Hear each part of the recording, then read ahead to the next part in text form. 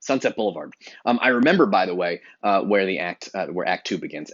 Act One has two sequences. The first sequence is telling you about Joe Gillis, and the second sequence is telling you about Norma Desmond. And Act One ends when Norma and Gillis start working together on this crazy script of hers. Very similar to Rear Window, by the way, where Act One is about Jimmy Stewart. The first part of Act One is about Jimmy Stewart. The second part of Act One is about Grace Kelly, and then Act Two begins with the murder. Um, so the so the point is, both movies give about 15 minutes over to each of the two, the male and female lead, and then the movie gets started. And Joe Gillis is a really simple plan, right? Which is that he's poor, she's crazy, and she's working on a script, so he's going to help her with the script and sort of get money out of her. By the way, it's a kind of a shitty thing Gillis is doing, because he doesn't think that movie will ever get made. He's just taking money from a rich old lady because he needs it. Again, she's not that old. Uh, my friend Tom, one of the things that the movie doesn't really talk about, is that we never really get to see her script. She's a little nuts. I mean, she's 50 years old and she wants to play that sort of young, sexy stripper, and so we're like, oh, she's crazy. But Norma Desmond is fucking rad, and I love her. And while everybody around, there's an assumption in the movie that her script is terrible and it'll never get made and blah blah blah. I bet it's fucking awesome. Men never listen to women about these kinds of things, and men ignore and dismiss, you know, older women. But I bet that script, my friend Tom is like, I bet her script is fucking rad. It's probably pretty amazing, and there's nothing else like it in Hollywood. But he calls it wild hallucinations, and he says you don't wake a sleepwalker, because she's in like a dream world where she thinks this movie's going to get made, and it's never going to get made because Hollywood's never going to make a movie where a 50-year-old plays a stripper. Although Hustlers, but okay, that's a whole other thing. I mean, right? But again, that's a cool fucking movie. Maybe Norma Desmond would have come up with something that, like Jennifer Lopez in Hustlers. Okay, cool.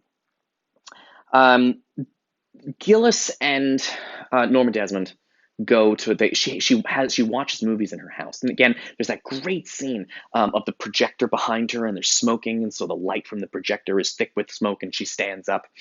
Um, um, she's such an amazing character.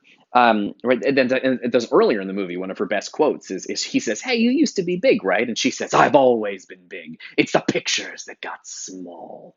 Right, because she thinks movies with talking are small. They're little nonsense movies that, in the old days, people make pictures were big and silent, and now they're just these small talking, not talk, talk, talk. Um, so she says, she watches movies with Joe Gillis. Um, and but of course, what movies does she want to watch? She just wants to watch herself. She has a house filled with pictures of herself. And when she watches movies, she watches herself in old movies. Now, there's an interesting detail when they watch a silent movie, and you see it a little bit. You see the woman, she's like in profile, and she's looking at lighting candles, and she's in with the candles, kind of praying.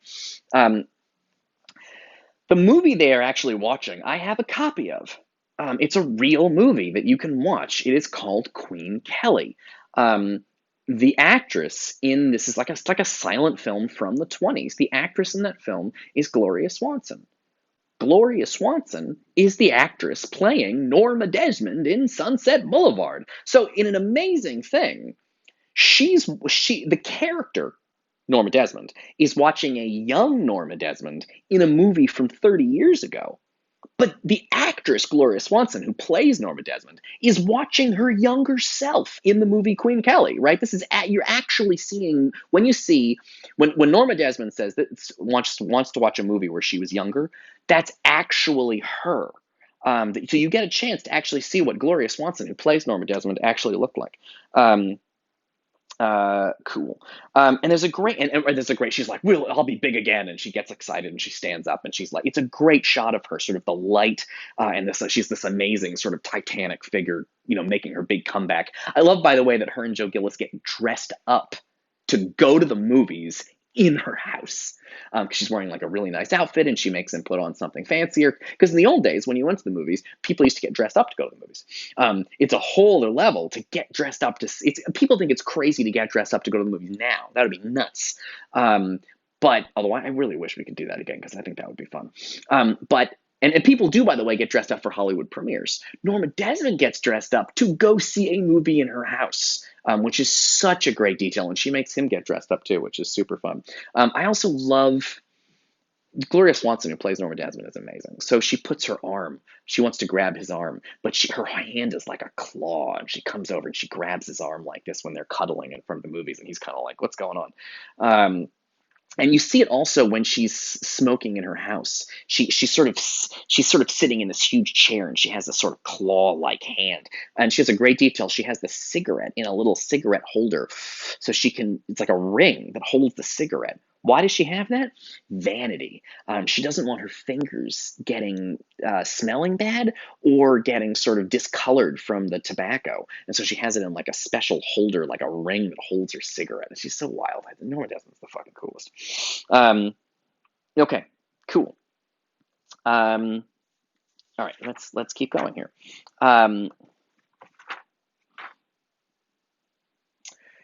You see the same thing that I was mentioning about she's looking at her old self in the movies. There are several when she plays cards with her old friends, and they are old, around the card table in her mansion, and she expects Joe Gillis to, like, fix her ashtray or whatever. He calls them the waxworks because they're like old movie stars that nobody cares about anymore. A wax museum is where they used to put images of people who used to be big. There's still a wax museum in Times Square like that. Those people are all playing themselves. Those are not actors pretending to be old movie stars. Those are old movie stars. Buster Keaton is the one that I know, but they're all sort of famous old movie stars playing themselves, which is an interesting detail because this is a movie about movies. This is a movie about Hollywood, and Gloria Swanson is playing a character named Norma Desmond, but she's looking at old Gloria Swanson movies, so that's really her. And the people around the table with her are actually old movie stars. You see the same thing. There's a movie called Molly's Game. I should not be bringing this up because it's not a great movie. But Ocean's 12, Ocean's 11. There's a poker game in Ocean's 11 and Ocean's 12, I think, where a bunch of actors are playing themselves. You see the same thing with Norma Desmond's card table thing. Again, cards in both cases. Where the actors are playing themselves. Those really are old actors that Hollywood doesn't really pay to be in movies anymore. Okay, cool.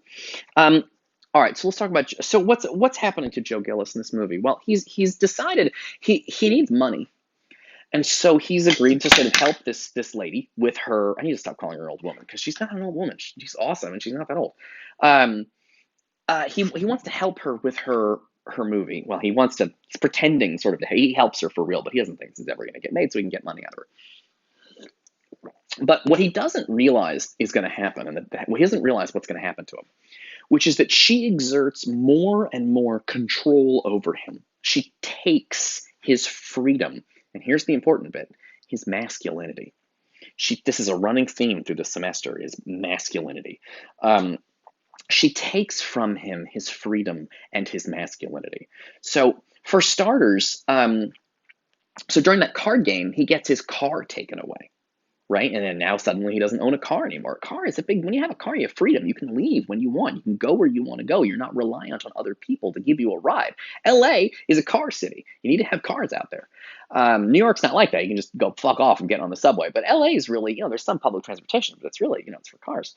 So Gillis loses his car, and she doesn't even care. But she also brings all of his possessions from his apartment to her place so that he loses a space of his own. He doesn't have a room of his own to do anything in. He has a room in her place, but that's a very different kind of, that's not as much freedom. He's lost some freedom when he doesn't have his own place. He's now living with her. And then he loses the car, and that's even less freedom.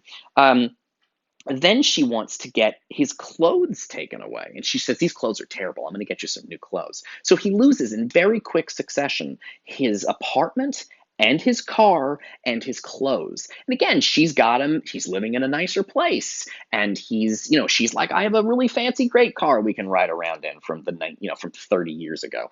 And he's got better clothes. So it's a step up, but he's also no longer his own man. He doesn't have the freedom. When he was poor, ironically, when he was poor, he actually had more freedom. And now that he's got money and security, she's taken from him a lot of the sort of freedoms that he's used to. And his masculinity is under attack. And that's a key thing this movie is about. All right.